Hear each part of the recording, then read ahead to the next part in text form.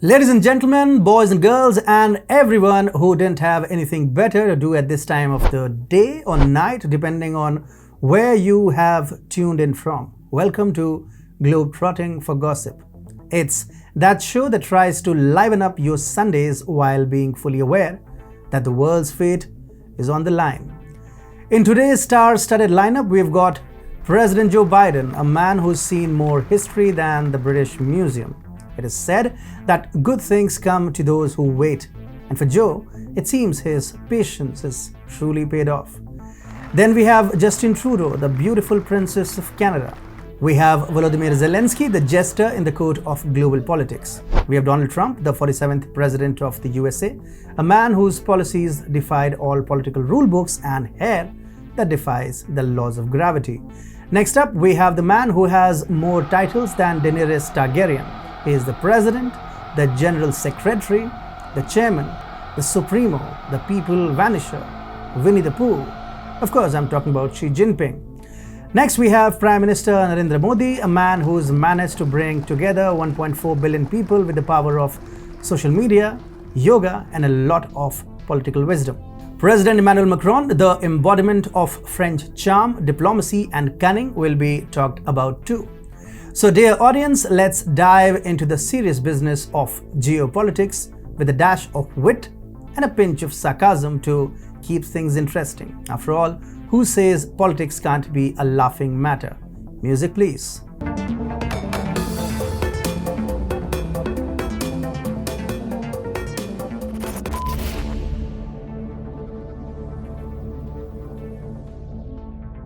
Let us take a cheeky glance at the headlines first. I'll try to keep it more entertaining than a sitcom and slightly less dramatic than a soap opera, but still filled with enough intrigue to rival a detective show. Here you go. Zelensky is sanctioning Bashar al-Assad for helping Putin in the Ukraine war. There are no trade deals or any significant relations between the two countries, so it's a bit like sending a strongly worded letter to your imaginary friend.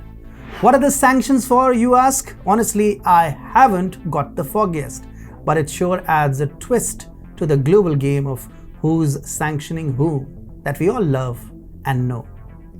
After the nail-biting drama of the great SVB collapse, we are now witnessing Germany's very own Deutsche Bank wobble like a tipsy Bavarian during Oktoberfest.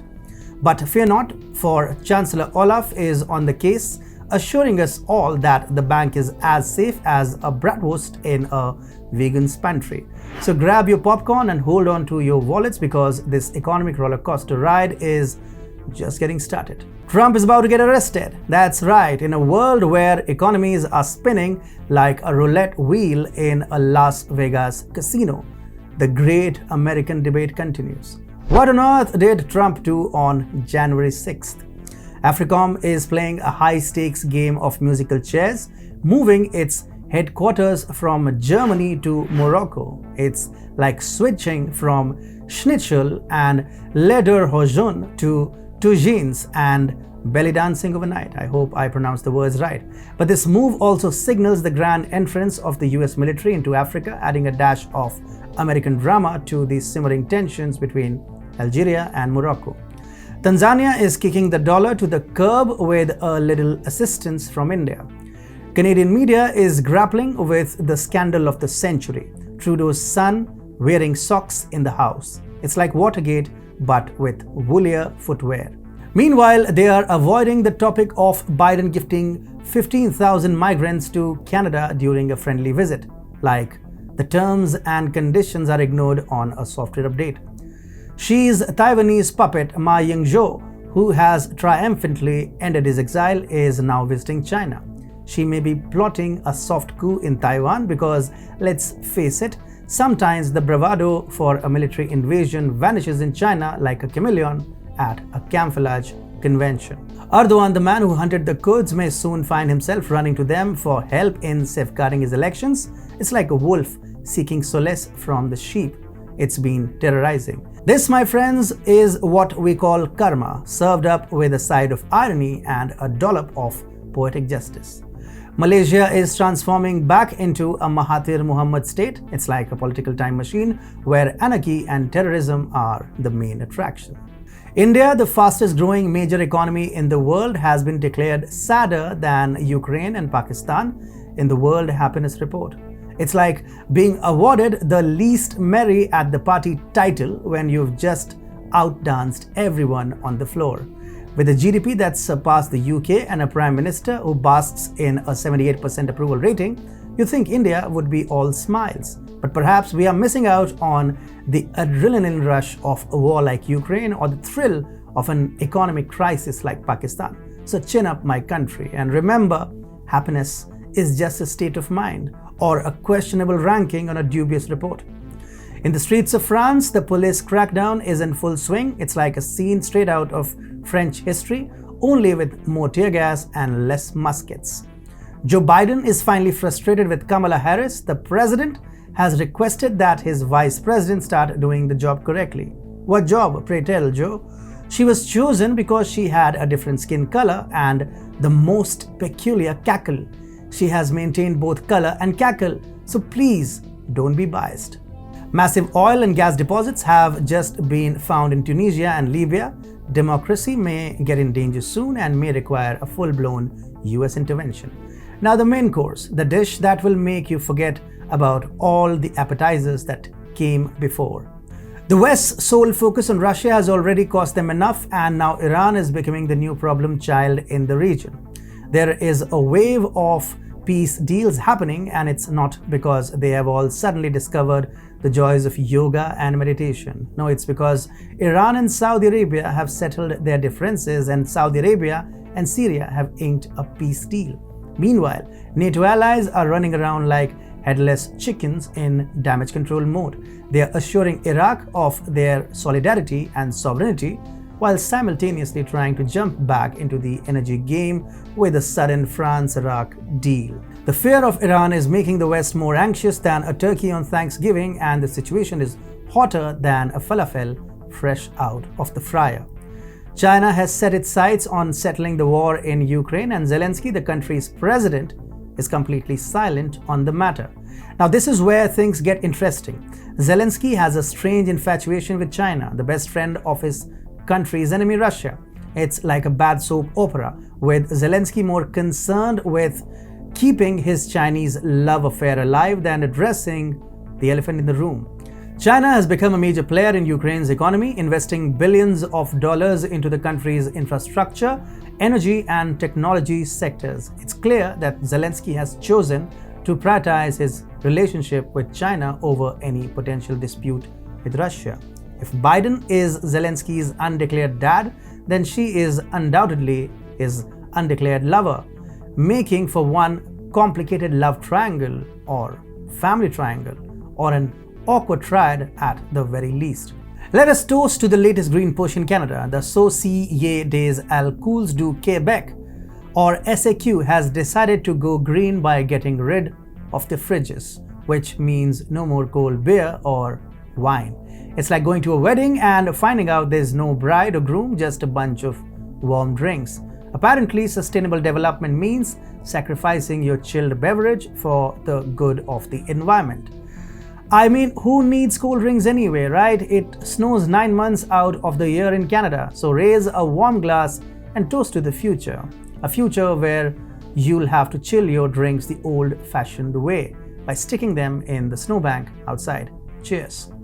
Let's talk about Sudan now. A recent report states that a transitional civilian government is expected to be named in April. That's like a light at the end of the tunnel. But will it be a train coming at us? The signatories to the Sudan Political Framework Agreement recently met to discuss the progress toward restoring a civilian-led government in Sudan. But as with any political agreement, there are always some groups against it. It's like trying to get everyone to agree on which pizza toppings to order. It's never gonna happen. And let's not forget about the military. They're like that friend who wants to drive even when they are dead drunk. They are skeptical about giving up their power, and who can blame them? Power is like pizza, it's hard to give up. So let's see what the future holds for Sudan. Will it be a peaceful transition, or will it be a political pizza with too many toppings to agree on? Only time will tell. The problems for the USA were already too much, with failing to distance itself from Nord Stream allegations. And now, to add to the mix, Biden's arch nemesis in the Americas, AMLO, that doesn't stand for Angry Mexican Llama Officer or awkwardly making Latin observations, but for Andres Manuel Lopez Obrador. The Mexican president is calling for an investigation into Nord Stream sabotage. Apparently, he believes that it's the USA's foul job. AMLO is pointing his wand at the USA like Gandalf the Grey and cursing, "Verily I say unto thee, I doth accuse the USA in the Nord Stream with the foul deed of sabotage." Burkina Faso and Russia are thinking about teaming up to create a joint bank, according to the Speaker of the Transitional Legislative Assembly, Ousmane Bougouma. This bank would facilitate financial transactions between the two countries and promote trade. So it looks pretty certain that Biden's constant CAATSA sanction threats are starting to have a bit of a boomerang effect. Biden was trying to balance on the tightrope of Ukraine war while juggling flaming swords of sanctions. It's dangerous and it's not ending well. TikTok sounds like a time bomb that's about to go off. India banned TikTok in 2020 because it is a spying tool and a mind-controlling one at that. Now the West has suddenly developed a case of TikTok phobia as well, like a fear of clowns or spiders. The reason is same as India's. TikTok has been spying on the West for almost 6 years, like a creepy neighbor with a telescope pointed at your bathtub. But the real reason, which is unstated for obvious reason, is China's peace negotiations with Ukraine and West losing ground to it in the Middle East. A Mongolian boy is being hailed as the next Dalai Lama. The president of the Tibetan government in exile has warned China not to interfere in selecting the successor to the Dalai Lama. Xi Jinping is more furious than a bull in a china shop. Why? Well, because a new Dalai Lama is the key to reinvigorating the Tibetan movement, and this could be bad news for China. It's like when you're playing a game of Jenga and someone pulls out the wrong block, everything starts to fall apart. And to add fuel to the fire, India might give Tibetans a little nudge and open up a war front right on China's doorstep. But let's not forget, Tibet belongs to Tibetans and China will have to give it up someday, like a bride having to return her dream wedding dress. So it looks like Xi has got his work cut out for him. Will he be able to keep a lid on things, or will the situation boil over like a pot of water on the stove? Only time will tell. And that's a wrap for this edition of Globetrotting for Gossip. I hope you've enjoyed listening to all the world's problems, from Junior Trudeau's socks to Trump's hair to Xi's collection of titles. And if you've managed to stay awake through all of that, congratulations, you deserve a medal. The world is a scary place, folks. Wars, pandemics, income inequality, you name it. We've got it all. But at least we can take comfort in the fact that we have got a front row seat to the world's biggest circus. So until next time, keep calm and carry on, or just keep drinking. And before you go, a request: if you don't subscribe and hit the bell icon, YouTube's algorithm will hunt us down like a pack of wild wolves. So please help us stay alive. Don't let the algorithm win. Subscribe and hit the bell to show YouTube who's the boss. There's also a Patreon link in the description section. And if you do not want us to resort to selling our organs on the black market, you can use that link too. Gotta go like a busy CEO leaving a meeting to catch his private jet. I'm the CEO of TFI Media indeed, but have no meetings to attend and no private jets to catch. Bye-bye.